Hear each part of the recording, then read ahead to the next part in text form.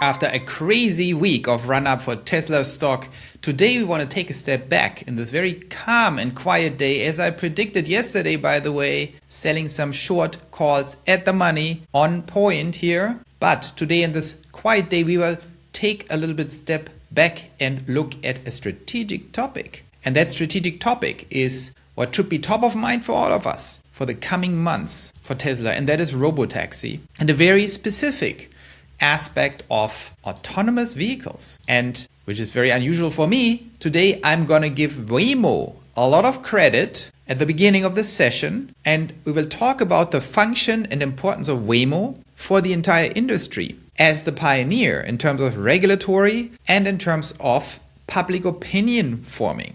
Waymo is part of Google. Google is very good in lobbying. Google is very good in the propaganda game to make new things happen, to massage the public, to massage policymakers. Much better than Tesla, which normally is very distracted with being at the cutting edge and frontier of technology. Sometimes you have to make a choice. Do you want to be the leader in technology and really push your team to the absolute limit? Or do you want to do the public opinion massaging game? I actually like that setup for us as Tesla shareholders, that this is a division of labor strategy where Google and Waymo do the heavy lifting when it comes to public opinion, regulation, and lobbying lawmakers and whoever else is involved, while Tesla is doing the heavy lifting in technology and pushing the boundaries of what autonomous driving can do. It's the perfect storm for Tesla, because while Google is busy making this all happen and shifting public opinion to embrace autonomous vehicles, we can focus on technology and beating everyone at this game. And when Tesla is ready, probably this year, Google will have done the work and Waymo to massage and prepare the public. Now, that is what we are going to talk today about. And it is something that because I'm more interested in the actual technology and if things work than public opinion, it is important to recognize that public opinion about robots, about autonomy happens and matters a lot, because without public opinion behind us, there will be regulatory hurdles or there will be new hurdles being built up if the public hates this. And one of the decisive, if not the decisive, argument in public, the decisive argument in public for autonomous vehicles that I always discounted, I was never that interested in it, but the central public argument for policymakers is this. It is not miles, dollars per mile, cost per mile in transport. It is not convenience. It is not technological progress. It is safety. And why is safety so important? Well, obviously because we don't want to die, but safety is so important because safety is exactly the counter argument to robotaxis. That is what any politician, any lawmaker would say is like, oh, we cannot allow this new technology, it's too risky. We cannot allow these new companies like Waymo or Tesla to drive around without drivers on the roads, it's too risky. And instead of just making the argument, no, listen, it's not that risky, here's the data, you can make a much better argument. You can make the argument that if you don't allow this, you are the bad guy. You are killing 40,000 Americans every single year. 40,000 Americans who die in road accidents. And by showing that robotaxi and autonomous driving actually decreases this death toll, this terrible death toll. In America and Europe, probably maybe a little less in Northern Europe, maybe more in Southern, I don't know. Probably similar across all of Europe. By making this argument, what I like so much about it, we can make an argument that accelerates the adoption massively in terms of universal adoption of autonomous vehicles and therefore robotaxi rollout across the entire infrastructure of the Western world. Because now the policymakers, the decision makers, suddenly have a very different choice to make. They don't have the choice to make anymore, oh, I am the policymaker. I'm making policy for Germany, for UK, for France, for the United States, and I want to err on the safe side, conservative side, and not allow that stuff. So I cannot be blamed for new deaths. Instead, we turn the tables and turn it on its head and say, no, dude, if you don't allow that, if you do not accelerate the approval of FSD or Waymo, whatever, the blood is on your hands. Because now Waymo has the data, and I'm going to get to Tesla in a second, but Waymo has the data to show that autonomous driving actually decreases accidents and injuries in traffic dramatically. Here are the numbers. And these numbers matter because now the policymakers, who actually don't care about anything, to be totally frank, they just care about public opinion, Now they are being put on the back foot, on the defensive, which forces faster adoption. Now we are saying every month you're not allowing that. Every month you're pushing back on it. The blood is on your hands. I love that narrative. It shifts everything and it accelerates the universal approval of FSD and robotaxis across the world. Here are the numbers. Look at that and let that sink in. Now, is that propaganda? Is that probably whitewashing the numbers? Maybe. I assume so. It's from a company. It's from Waymo. But they are also under a lot of scrutiny. They're Google. So these numbers can't be completely made up. They're probably a little massaged. But they show you the direction. Overall crash reduction. Here, this is what Waymo publishes. Compared to an average human driver. Compared to an average human driver on the same distance in our operating cities, the Waymo driver had overall crash reduction 92% fewer serious injuries or worse crashes. 92% reduction.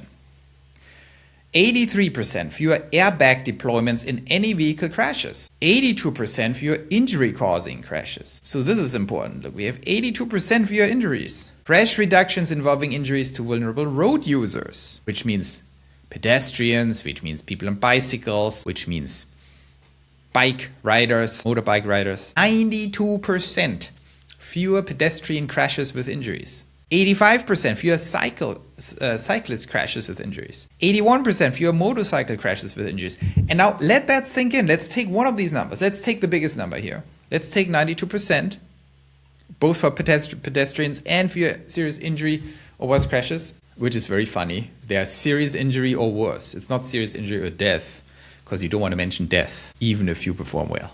Because if you say death, everyone's like, wait, you have 8% still deaths. That's super bad. So nice PR here, but 92%.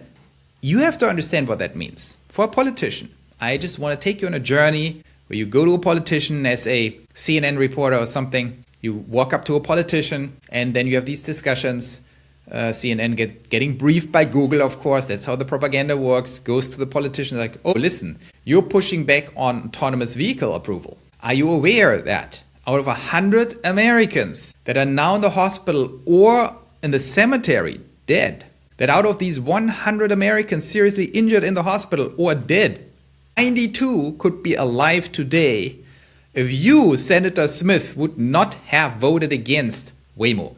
That's how these numbers are being deployed. You have to understand, this is a propaganda game. That is exactly the question. You're the Senator Smith from Ohio. Senator Vivek. No, he runs for governor. The senator from Ohio, Mr. Smith. You voted against Waymo. You voted against Tesla FSD approval. Are you aware that there's blood on your hands? Last year, out of 100 Americans dead or in the hospital, 92 could be alive and well with their families today if you would not have voted against it. What are you saying about that? Ooh, I didn't know. I'm going to vote for it. That's how it goes. That is why these numbers matter so much. That is why Waymo is doing God's work in terms of making robotaxis happen. So as much as I'm critical of the co-CEO of Waymo and of the pretty bad technology they have and how much they're behind Tesla in terms of technology, they're still the ones who pave the path in terms of public opinion and all these nice little websites. So let's take this into comparison with Tesla. By the way, Waymo. We know now that Waymo has a tremendously powerful set of data to make the case for autonomous vehicles. How does Tesla compare here? Tesla just has to be as good or better. And we have actually early clear evidence that this is the case. Not completely scientific, but look at this. Look at this. What just came out, NHTSA autonomous vehicle crash data has been updated through March 15th, 2026 for autonomous vehicles, including Tesla Robotaxi. And here's what you see. Now, of course, on a completely different base, because this is about true robotaxis. This is about Waymo, Zoox, and Tesla, not counting FSD miles of owners of Teslas. This is just robotaxis for all three. And of course, Tesla has a much lower baseline than Waymo, even though they are now coming up. They have over 500 vehicles. And Waymo has, 2,000, 3,000. So it's not that far off anymore. But of course, since June 2025, there was a big gap. So you can't just say Waymo is super awful and Tesla is super awesome. What that data shows you is that Tesla, from a NHTSA perspective, has zero incidents. Zero incidents on that scale. I think these might be serious incidents. I don't know exactly which ones they are. We have to look that up. But We can look up NHTSA SGO 2021 1. We see that Tesla is at 0. So whatever the base is, however more robotaxis Waymo has deployed than Tesla, and now not that many more anymore, maybe 6 times, maybe 4 times, maybe 5 times more, Tesla is at 0. So whatever the number is, it doesn't matter. Tesla is infinitely better statistically. Now, we have to take this with a grain of salt. But what this tells us is that I'm not going to go into how much better Tesla is than Waymo. Hard to tell. Tesla needs a bigger and larger baseline to have any kind of real statistical comparison with Waymo. But we know that they are not worse. They are better to some unknown extent. We need more data. And what that means is, forget about the exact statistical comparison. What it means is that these statistics of Waymo that are being carried now into Washington, D.C. and the European Union and all these places, we know that whatever Tesla's numbers are, they are better than these numbers. And that is all that counts. This, by the way, is not a case that I'm making here how much better Tesla Robotaxi is than Waymo, even though I am convinced it is much better based on the data I've seen. This is not a case for that. It is the case that both Waymo and Tesla, and probably Zoox, that the current status of the best 3, let's say, the best 3 systems of autonomous driving are all dramatically better than human drivers, than the average human driver. If you're an amazing driver, you might be offended and say, Joe, you have no idea, I'll never make an accident. It doesn't matter. This is about the average. It's not about you or me. It's about the average human driver, which is what we have to deal with on the roads. So that is very important. And that is my takeaway here, why I reiterated again and again and again that I don't see regulatory as a real hurdle. I don't see policymakers standing in the way and in the path of progress when it comes to autonomous vehicles. And I think the intuition that most people have, the intuition that this is such a revolutionary technology, it's so world-changing, it's so much changing the reality we actually live in, and it's changing the roads around us, the heavily regulated and protected roads. Our intuition, our gut feeling tells us, this can't be fast. It can't be. That's our gut feeling. That Tesla comes out with Robotaxi and suddenly 1 year later the entire European Union has autonomous vehicles driving. Our gut feeling is it can't be that New York or Los Angeles or Chicago or Houston, the 4 biggest metropolitan areas of the United States, that they just allow that and transform our lives like crazy with a completely new technology. Our gut feeling tells us this cannot be. It must take a decade or something after it becomes fully feasible. When you think in first principles of human behavior and policymaking and politics and media, and you really think it through and you see these numbers, and you understand the story that we can already inevitably spin out of this, today, 92%.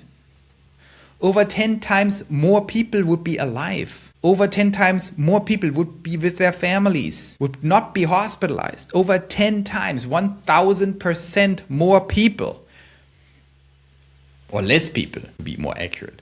1,000% fewer people would be in the hospital. Now I get the statistics of, like, it's 10 times safer. That's what I want to say.